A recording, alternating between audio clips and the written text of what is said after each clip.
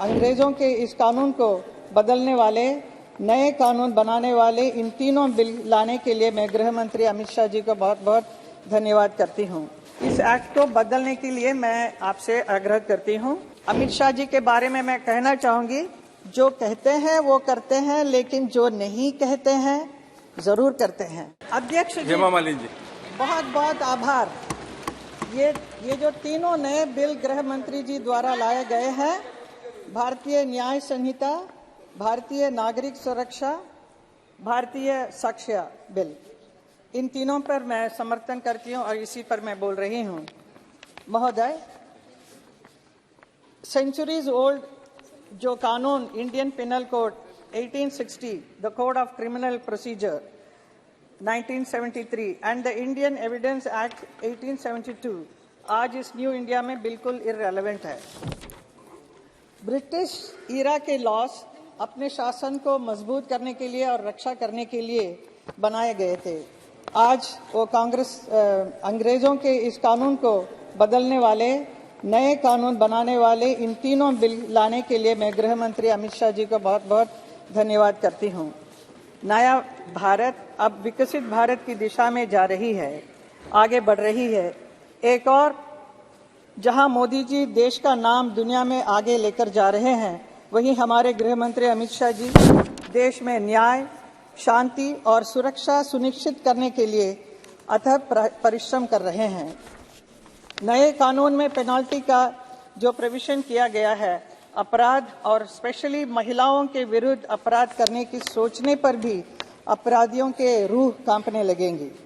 नए कानून के तहत गैंग रेप के दोषियों को 20 साल की सजा या आजीवन कारावास की सजा सुनाई जा सकती है। अगर दोषी 18 साल से कम उम्र की बच्ची के साथ ऐसा करता है तो उसे मृत्युदंड देने का प्रावधान किया गया है। आम इंसान को एक क्लिक पर मुकदमा की जानकारी मिल सकेगा। इसलिए 2027 तक देश की सभी कोर्ट को ऑनलाइन कर दिया जाएगा ताकि मुकदमा का ऑनलाइन स्टेटस मिल सकेगा। हर पुलिस स्टेशन पर जिले में एक ऐसा अधिकारी नियुक्त किया जाएगा जो अपराधियों के काले चिट्टे का रिकॉर्ड रखेगा। इन नए कानूनों से भारत अपराध मुक्त बनेगा और सभी नागरिकों को समय से न्याय मिलेगा, उनके अधिकारों की रक्षा होगी।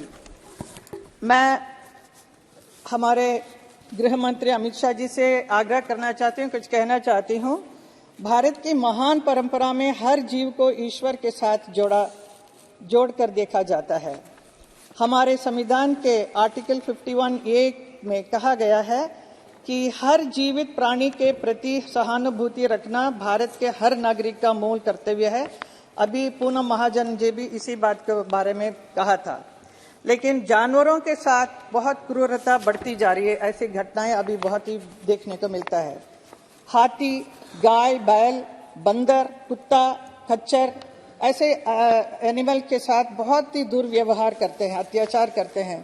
खास तौर पर पेट एनिमल्स को घर में रखकर भी उसके साथ ऐसे व्यवहार करते हैं कि बहुत ही दुख होता है। हम एनिमल लवर्स को we feel absolutely very sad about it.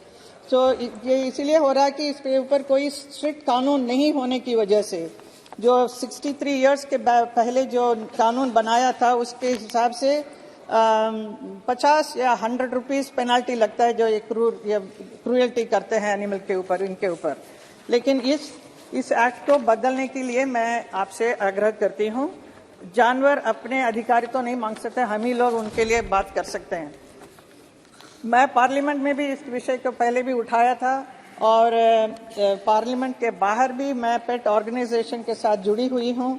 प्रधानमंत्री जी को भी मैंने चिट्ठी लिखी है। मैं गृह मंत्री जी से कहना चाहूंगी कि जिस प्रकार सिटीजन्स के राइट्स को प्रोटेक्ट करने के लिए, जस्टिस इंश्योर करने के लिए क्राइम फ्री भारत के लिए नए कानून लाए हैं, उसी प्रकार एनिमल के राइट्स को प्रोटेक्ट करने के लिए, जस्टिस इंश्योर करने के लिए और crime against animal free Bharat के लिए prevention of cruelty to animal act 1960 में बदलाव कर एक नया एक्ट लाया जाए ताकि एनिमल के खिलाफ क्रूएल्टी पर रोक लगे।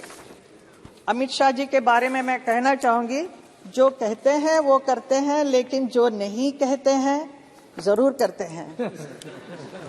भारत की एकता और अखंडता के लिए, भारतवासियों की सुरक्षा, न्याय और कल्याण के लिए अमित शाह जी का जो समर्पण है, परिश्रम है, उसका ही परिणाम है कि आज हम प्रभावशाली भारत देख रहे हैं।